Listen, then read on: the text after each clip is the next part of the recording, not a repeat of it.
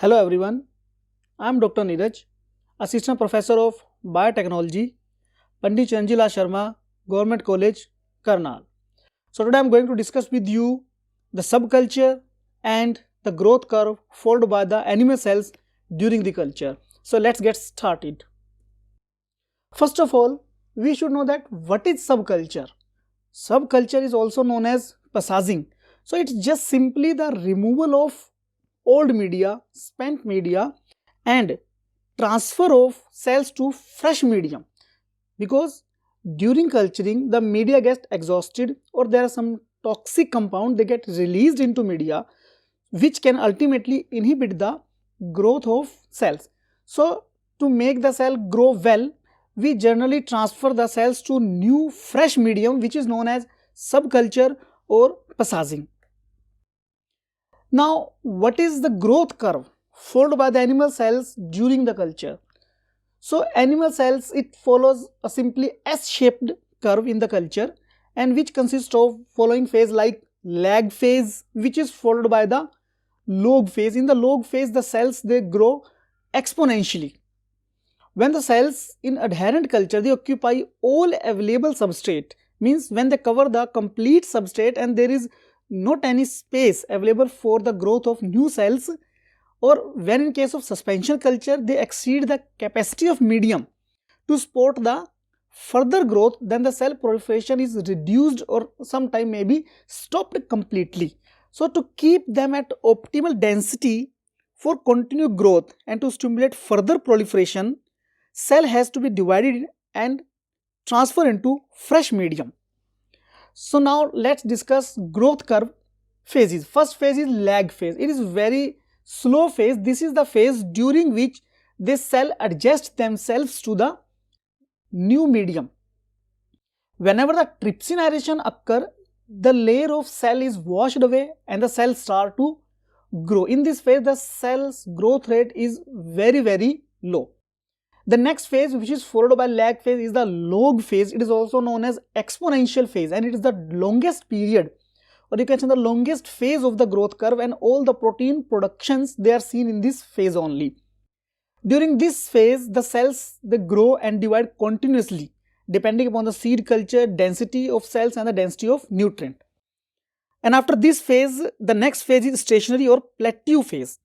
Subculture is done by the junction time from log phase to plateau phase. Highest viability of cells and the subculturing is done in this phase. Means the subculturing is generally performed or generally done when the cells reach in the stationary phase. In the stationary phase, the rate of cell growth and the cell death, it become equal. You can say the net growth rate is zero in this phase. So these are the phases which are generally followed by the cells during the culture.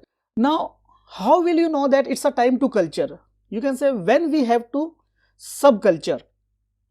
So there are certain criteria which can be followed to see that it's a right time to subculture the cells or not. First is cell density.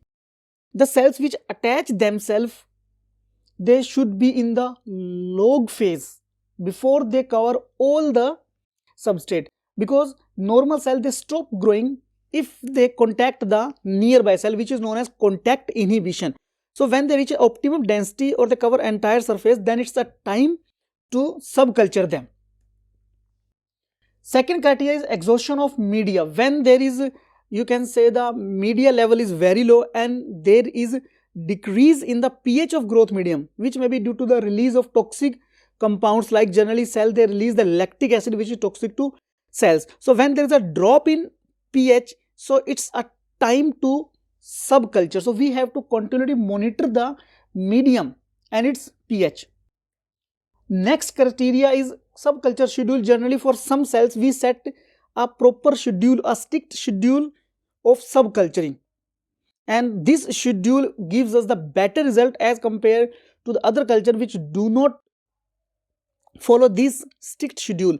So we can schedule our subculture also, and deviation from this schedule may ultimately lead to the decrease in cell density or decrease in the cell growth. So it is strongly recommended that we should keep a clear record of culture log, subculture schedules, the types of media used, and other parameters followed during the subculturing. This is ultimately complete procedure of subculturing or passaging, that first of all, when the culture grown as a monolayer and cover all the surface, then the medium is removed, and this monolayer of cell, it is washed with the phosphate buffer saline. Then the trypsin is added, because trypsin will break the cell attachment with the cell surface, so the cells can be transferred to new vial. So when the cells transfer to new vial, as you can see in the fourth step, after that the trypsin is removed, because if trypsin residues will be there, so they may damage the cells also. So we remove the trypsin after transfer to new vessel. Now we incubate this vessel at the 37 degree for 10 minutes. These cells, they acquire the round shape after incubation, and then these cells, they are suspended in the medium. They are ready for counting and reseeding, means they are ready for the counting and subculture. And after subculture, we again incubate them at 37 degree, and few hours they spread over the complete substrate. So this cycle continues. This cycle of subculture, it continues and it can be scheduled. So this is all about the, you can say, subculturing, the growth phase, or you can say the phases of growth curve during the subculturing, and the necessity of subculture, the criteria on which subculture depends, and the procedure of subculturing. So that's all for today. Thank you very much.